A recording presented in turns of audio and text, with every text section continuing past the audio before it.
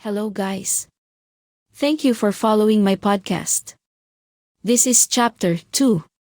Go Back to Your Country is the title for this chapter. If you missed the introduction of my story and chapter 1, you can find them in the video description below. As usual, please continue to support my channel.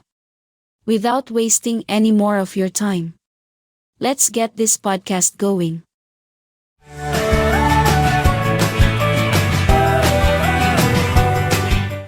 My terror began that night when Jack found an unfamiliar pad underneath the sink. Where did you get this? Jack yelled loudly with his eyes appears to be in fire and it looks like he was about to raise his hands and I quickly looked down on the floor. Not looking at his eyes, and was dreading that he might hurt me or do any harm. I replied to him in a soft voice. I asked my friend to bring me some. Because I really needed them. And he goes, Are you stupid? You are no good. You are an idiot. Go back to your own country where you belong. I could not believe what I just heard at that moment. You name it. Jack said it all. The belittling and insulting were way too much for me to bear. I am so new to this country. And no one has ever spoken to me so paralyzingly before. I still couldn't quite understand what had just happened. All I did was ask a favor from my Filipina friend, and he went completely berserk on me. I cried that night as I'd never cried before. It hurts deeply. The following day, Jack was extremely nice to me. He got up early in the morning and brought me breakfast in my bed. I said to myself, was I dreaming? Just last night he was extremely vicious, calling me disgusting names and so forth. Now he is serving me breakfast in my bed, which he had never done before. Did he feel guilty about the things he said last night?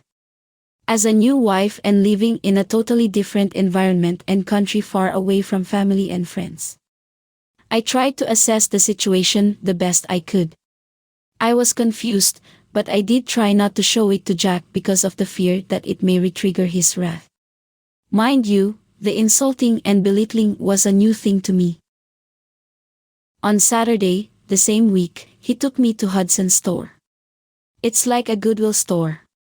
He then purchased a couple of long sleeves and a couple of skirts for me and closed flat shoes. He asked me to put them on the following day. We went to this so-called Christian church. Obviously, he was a brand new member, because everyone welcomed him and then of course they also welcomed me. Going to church became a regular routine for us. In fact, we were going to church 4 times a week. 5 months going into my first marriage, I was already getting tired of going to church. It seemed like Jack pushed me into doing this, so that he would not worry about me seeing, meeting, or talking to my newly found Filipino friends who lived nearby while he had gone to work. I was deprived of contact by not talking to friends or even contacting my family back home. I felt like a prisoner. I was getting lonely and going slowly insane. I pity myself. I felt so helpless at the time because I couldn't call anyone. I was confused and scared. I had thought of just walking away from Jack many times, but I had no place to run to. I didn't know anybody at all in America. That's why I stayed and endured the emotional suffering living with Jack, just to survive. I know in my heart that there would have been a way. But all I could do every day was to pray to God to either enlighten him, change him, or otherwise show me another way. I didn't tell anyone about what I was going through. Not even my Filipino family knew, nor my newly found friends.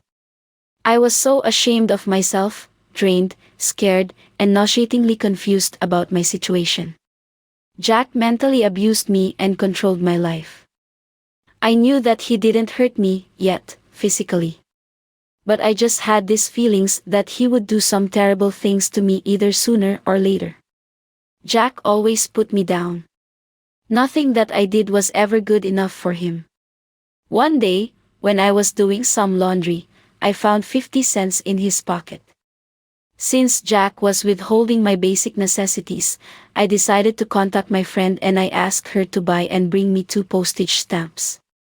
So that I could write home to my family. Postage was only 21 cents then. Mind you, Jack tried to isolate me from the world. He warned me not to contact my family nor friends. Despite of the warnings I was given, I went ahead and wrote my first letter to my dearly beloved mother. But all that I said in the letter that I was fine and that there was nothing for any of them to worry about me. Take note, this is already 5 months in since I left Philippines. I didn't think much of what I did, but surely enough, I paid the consequences. Jack called me so many vile names, including Filipino stupid wife. You are an idiot. You name it. I heard it all and way too much of it. I heard some of them maybe 100 times. I started to believe that I was in fact stupid. I wrote to my mom, and I should have used my friend's address. Stay tuned for the next podcast. Chapter 3 titled Suck It Up. Thank you guys for listening. Please share my story to others. A foreigner woman who uprooted herself from her country and family shouldn't have to go through hell like I did. Bye bye for now and see you then on my next chapter.